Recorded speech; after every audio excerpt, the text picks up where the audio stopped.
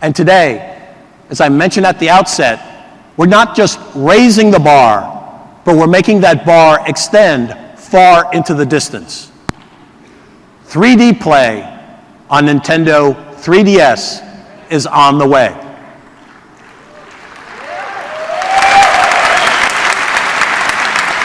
At CES this year, we started hearing a lot about 3D in your living room. And of course, an initial investment there is going to run into the thousands.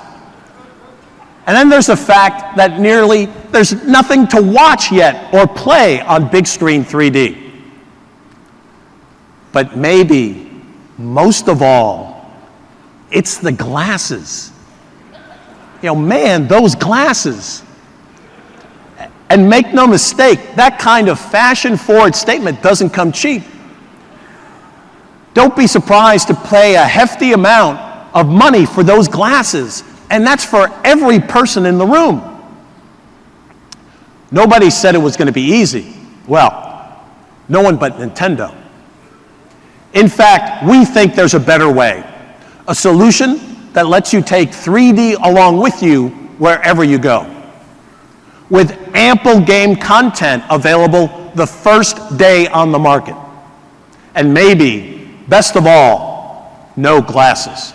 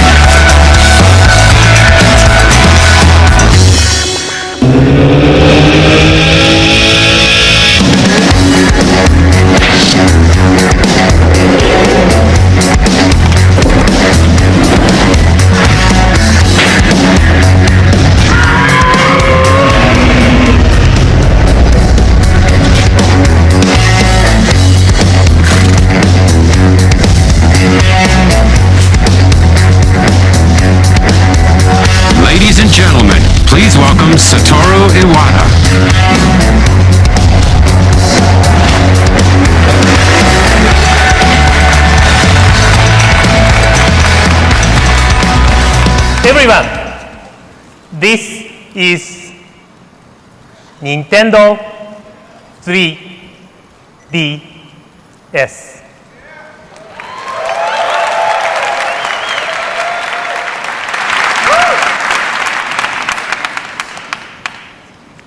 I can't wait for you to try this. As you can see, it has two screens, and the upper screen has 3.5-inch widescreen display. And yes, it will show you full 3D graphics without the need for special glasses. As you know, Nintendo produced first 3D video game 15 years ago. And since then, 3D has been a constant consideration in our hardware planning. What we searched for was a way to make 3D games a reality, a product for mass market. And Nintendo 3DS is our answer. Let me introduce you. Here on this part, we have installed the 3D depth slider to adjust the 3D effect. You can maximize it, or you can remove the 3D altogether, or you can choose any degree in between simply by moving the slider. We have also given a lot of thought to the screen itself. Because Nintendo 3DS is a successor to Nintendo DS, it naturally comes with a touch panel. As we experimented, however, we realized that finger marks and other smudges reduced the 3D impact, and so did the decreased transparency of the touchscreen itself. In other words, a touchscreen and 3D screen do not get along very well. Because of this, we decided to employ a touchscreen only on the bottom, just we did for Nintendo DS. And what makes the images so impactful is not just the 3D imaging, but the nature of the graphics. It's been 6 years since we launched Nintendo DS. So while we've now added 3D, we've also made improvement to the graphics capability of this hardware itself. Something tells me this alone might cause a lot of enthusiasm in the development community. Next, let's consider control. We've installed what we call the slide pad, designed for analog input.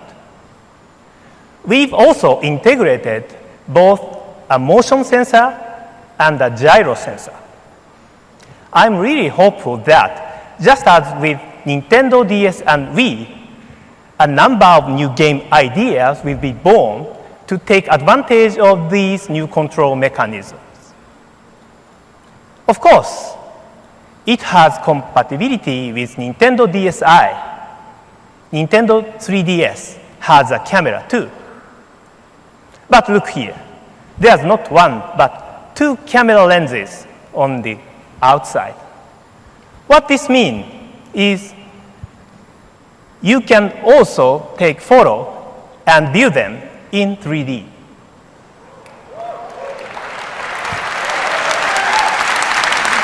Nintendo 3DS is a mass-market device that lets you take and enjoy 3D digital pictures.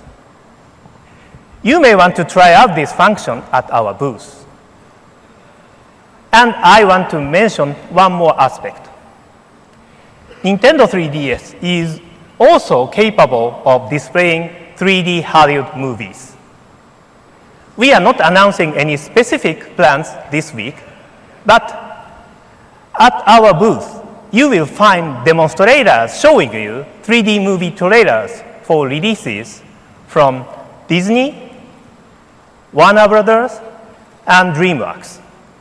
You can see DreamWorks, How to Train Your Dragon, Warner Brothers, Legend of the Guardians, and the Disney's Tangled, all playing in 3D on Nintendo 3DS.